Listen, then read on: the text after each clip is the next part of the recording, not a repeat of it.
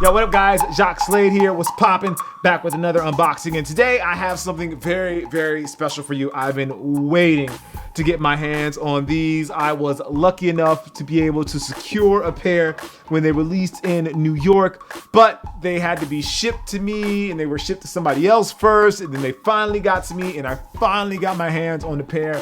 And of course, before I even open up the box, I wanted to make sure that I shared with you guys. I haven't looked at them at all yet, so you're going to get my genuine first reaction of these shoes. I've been holding these for 2 days before I did the unboxing because I wanted to make sure that I did it here on camera and I didn't look at it. So without further ado, let's hop right into it. So this shoe is a collaboration. I know I just talked about collaborations a few weeks ago. So this is what I'm gonna say, probably the collaboration of 2017. There's been a lot of collaborations with this brand and with that brand and with this person and with that person, but none has created the sort of buzz that this one has. For those that don't know already, this is the Off-White collaboration with Virgil and Nike Sportswear. It's part of the 10, which has an amazing collection of some of the best shoes in Nike staple.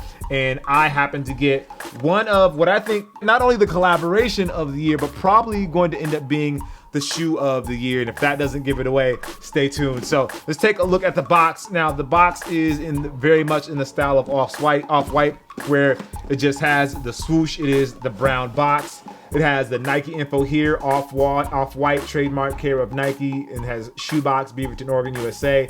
Copyright 2017. And even the tag is with the 10, basically, of what the 10 were, and I don't want to spoil the shoe. On the back, it has the same stuff that you see on the back of the Nike box, but it's obviously, since it's in the brown. And what I believe is this is just the box flipped out, and we'll see that when you open it up inside.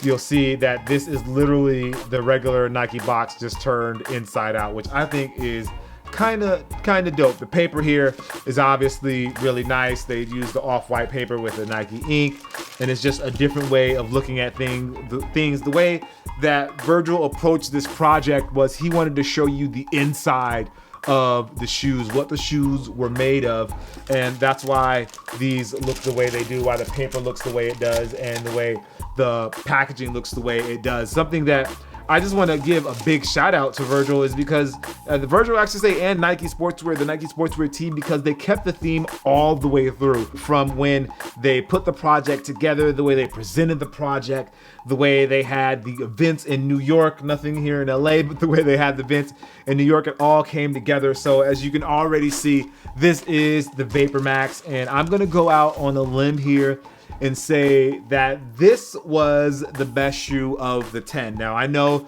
the Jordan 1 is selling for more money. It's on the resale market and it's selling like crazy. But from my personal perspective, this is the one that really caught my eye more than the Jordan 1. So let's see what all we get inside the box. Let's put this down here. So the Vapor Max, which I believe is probably going to go down as the top shoe of 2017, at least in my opinion. I know everyone's going to have their own poll, but I feel like the Vapor Max is going to be, if not the #1 shoe of 2017, it'll be in the top 5 at least. And like the rest of the shoes in the collection, Virgil focused on bringing the inside out for the project. So the tongue is unfinished almost, so you can see the padding on the tongue. The Nike swoosh, you can see the stitching where it's almost like the Nike swoosh was just sewed on to have the orange tab for the placement, have the Nike Sportswear tab there, and then on the outside here, the suede, or maybe this is Durabuck, is on the outside. The Flywire, which always looks like it's an inside out sort of thing, really pops and you can really see it there. Then on the inside, it has Off-White for Nike Air Vapor Max, Beaverton, Oregon, USA, copyright 2017. And then obviously the big Air hit right there on the outside, and both shoes are the same. Now these have the tag on. A lot of people have been wearing the shoes with the tag on it, so I'm not sure if I'm going to take the tag off or not. I probably should, but I kind of want to keep it on there just because I think it looks cool.